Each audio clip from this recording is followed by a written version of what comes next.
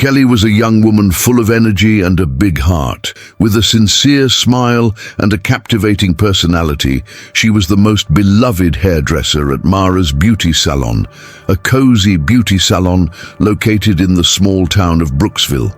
Her days were filled with haircuts, styling, and casual conversations with her clients, but her life was much more than just work. Always focused on helping others, Kelly believed that her profession had a greater power than just improving people's appearance. It had the power to lift the spirits of those who needed a touch of affection. However, on that particular day, something that Kelly could never have imagined would begin to change her life forever. It all started when Jason walked into the shop, a war veteran with eyes full of untold stories and an internal struggle that he could barely express. He wasn't looking for a haircut, but when his eyes met Kelly's, something changed. She didn't think twice and, with her characteristic kindness, invited Jason for coffee and told him how much he seemed to need a gesture of affection. She didn't know it at the time, but that simple invitation would change everything for her. Jason, unlike Kelly, was having a hard time adjusting to civilian life. The war had left deep scars, not just physically, but emotionally. He felt disconnected and lost in a society that didn't seem to understand the weight of what he was carrying. When Kelly invited him for coffee and offered to cut his hair for free, Jason was surprised by the gesture, but also touched. He wasn't used to generosity from strangers, especially someone so young and with his life ahead of him. For him, Kelly's simple act was like a beacon in the midst of his emotional storm. He accepted the invitation, and when he arrived at the salon, he found more than just a beauty service. He found refuge. Kelly began cutting his hair with genuine attention, without rushing, with focused eyes and gentle hands. She wasn't just cutting his hair. She was there in that moment, listening and somehow understanding what he was going through. But while Kelly devoted herself to her new client, his boss, Sydney, watched from afar with a frown on her face. Sydney didn't see it the same way Kelly did. She only saw the financial impact of it. Cutting someone's hair without charging them was, in her opinion, a serious mistake, a wasteful act that could put the financial stability of her business at risk. As Kelly finished the cut, something felt different in the air. Sydney, who had been in her office until then, could no longer ignore what was happening. When she walked into the salon and saw Jason sitting in the chair, his hair perfectly trimmed and his beard trimmed, her eyes narrowed. She didn't care about Jason's grateful smile or the sparkle in Kelly's eyes. Sydney's only thought was about profit, and that seemed to be threatened by a simple gesture of kindness. Wasting no time, she approached Kelly, interrupting her work, and called her for a private conversation. Sydney's voice was tense and full of displeasure. "Do you realize what you've done?" she asked coldly. Kelly, taken aback by the reprimand, didn't know what to say. Sydney wasn't concerned about Kelly's good intentions, only about the financial consequences of cutting the hair of someone who couldn't afford it. "You can't keep acting like this here. This isn't charity, Kelly. It's business.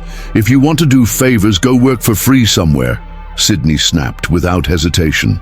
The shock was great for Kelly, who had not expected to be treated that way by someone she had worked with for so long. Without thinking, Sydney ordered Kelly to leave the salon and fired her in front of everyone, without even giving her a chance to explain herself. Kelly's dismissal spread like wildfire throughout the city. People began to talk, some in shock, others outraged by Sydney's actions, but no one was as affected as Jason. As he left the salon, he was left thinking, Kelly's gesture on his mind. He knew she didn't deserve it. Jason felt he had to act, that he had to do something to repay the kindness Kelly had shown. Wasting no time, he began telling everyone he met on the street about what had happened. Little by little, the story reached the ears of many people in the city, and the outrage grew. That was when the mayor of Brooksville, a man who knew the importance of solidarity, heard about what had happened. He decided that something had to be done to support Kelly, who had demonstrated something the city needed more than ever: humanity. Driven by the desire to make a difference, the mayor went to Sydney's salon. Upon entering, he found a tense and uncomfortable environment, but he soon approached Kelly, who was outside the salon, sitting in a square, trying to understand what was happening to her life. The mayor, with a gentle smile, approached Kelly and warmly expressed his admiration for her kind gesture. He knew that the world needed more people like her and that her actions should not go unnoticed. Kelly, still stunned by what had happened, looked at the mayor in disbelief. He then invited her to accompany him to Sydney's salon. The entire city seemed to be watching closely to see what would happen next. When they arrived, the mayor entered with the same firm and welcoming presence that made him a familiar figure. He addressed Sydney, who was already aware of the situation, and made a proposal that would leave everyone speechless. Kelly was a true heroine for helping someone without expecting anything in return. I believe that people like her should be recognized, and for that reason, I want to present her with this certificate of recognition from the city and a financial reward as a gesture of gratitude for her kindness, said the mayor, his voice firm but full of respect. Kelly was stunned. She had never imagined something like this could happen, but the impact was instantaneous. She received the certificate with tears in her eyes, and standing next to the mayor, saw the other employees of Sydney's salon watching in silence. Unsure of what to do, Sydney, who had been unfazed until that moment, now seemed uncomfortable in the face of the situation, as if the weight of her own actions was beginning to fall upon her. With the money she received from the mayor, Kelly wasted no time. She knew exactly what to do. She had already dreamed of opening her own beauty salon, but until that moment, insecurity and financial limitations had been difficult barriers to overcome. Now, with the support of the community and the reward she had received, Kelly decided to take the first step towards making her dream a reality.